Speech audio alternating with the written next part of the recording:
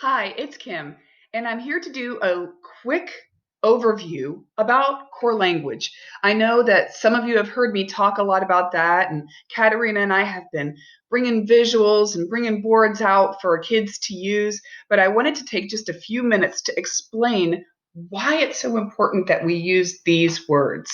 So, core language, you can see behind me, is a set of 36 words. They're words that are used in academics, and we are a school, so our kids need to respond to academics. This is different than requesting your reinforcers, where there's an entire smorgasbord page of everything that the child loves, and I want Skittles, I want Takis, I want Cheetos. That is something completely different. I absolutely want kids to be able to ask for those things, but when they're in an academic situation and the teacher asks a question or presents instruction, a student has to be able to respond. All students need to be able to respond and participate effectively. So that's why we've gone ahead and we've put in place Tier 1. Basic instruction for all students in the language to access academics is core language. So there's an example behind me. So let's see if I can share this idea. Okay, so the visual behind me is really, really great because it helps explain why there's so many layers and levels to language-based instruction. So this is based off of MTSS, which is multi-tiered system of supports. That is kind of the framework for which we in education use to support students who learn at all different levels. So you can see that level 1, tier 1, is core instruction and supports. This is available for all students. All learners are going to have basic instruction and supports, no matter what they are. In addition, there are some students who need supplemental instruction and intervention. So all students are getting support and instruction at level 1. There are some students who also need level 2.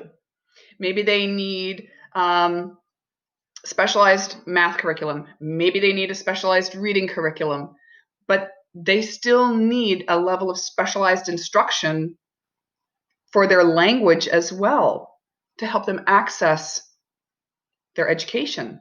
So everybody's learning about the language for academics using a core language approach at 1. In addition, there are kids who are going to need something supplemental. Perhaps they need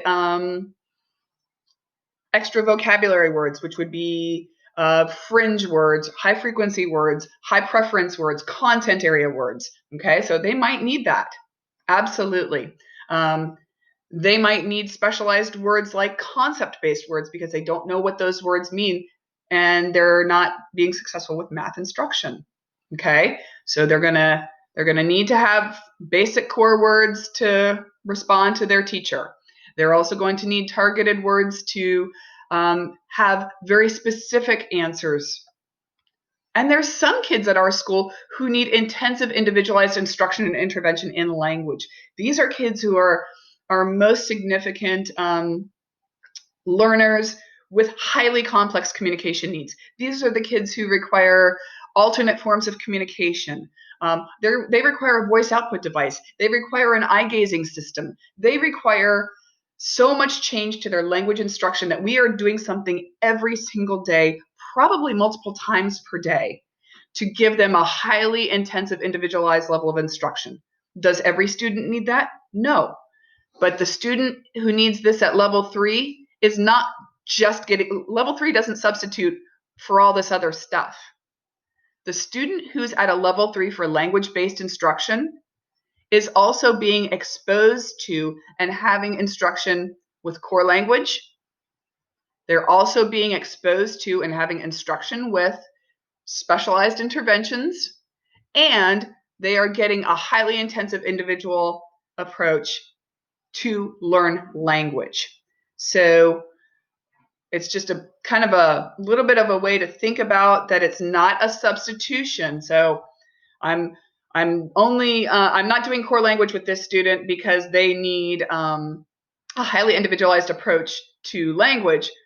They're getting a highly individualized approach to language, and they're learning content vocabulary in whatever modality is effective for them, and they're being exposed to core language. Again, it's exposure, it's modeling, it's not requiring them to be proficient in its use.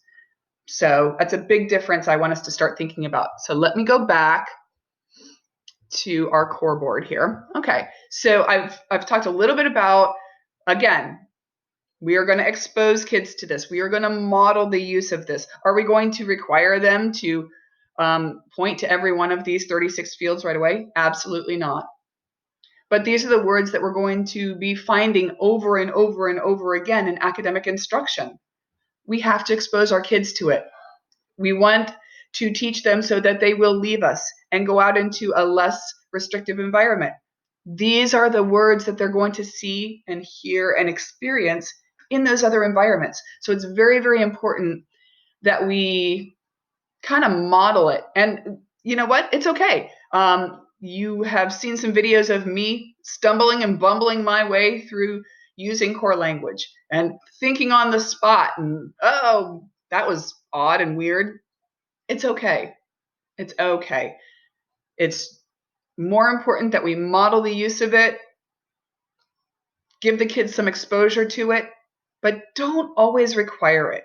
The requiring piece of it is really, what you and the team are going to talk about. What's the best way for us to require a response from this student? Is it verbal? Is it pointing? Is it picture exchange? What is the best way for this student to give me a response that I can collect data on related to their academics and their social emotional well-being? So you might want to ask me, where does this core vocabulary come from? This particular board is a result of the Project Core from the University of North Carolina in Chapel Hill. We know that a lot of research about kids with autism comes out of that area. That's where the TEACH program comes from. This project is specifically for promoting literacy. And literacy is a big thing that is measured in the state of Florida. It is measured everywhere. How do we determine that kids are successful at school? Well, we measure a level of literacy, understanding the world around them, being able to read, comprehend, write, talk about academics. So this whole project is to promote literacy in students with many, many different levels of language and communication and challenging behavior as well. So this is not just, something I made up on the fly. This is actually a very well-researched intervention and approach. And I just wanted to show you guys what the actual site looks like. Here are the goals of this project out of the University of North Carolina in Chapel Hill. So again, it's empowerment of us as teachers to deliver access to a universal set of vocabulary and communication instruction. So it's not main communication. This is the vocabulary that we use during instruction. And it's things that are related to what happens naturally in a classroom. And the other goal is to improve the academic achievement of students, as evidenced by gains in their communication and literacy skills. So that's the goals of this project. They are really much in line with the goals of the school and the goals that we have for the kids. All right. So the last thing I wanted us to do was to do a little contest, and you can do it by yourself or you can do it with a friend.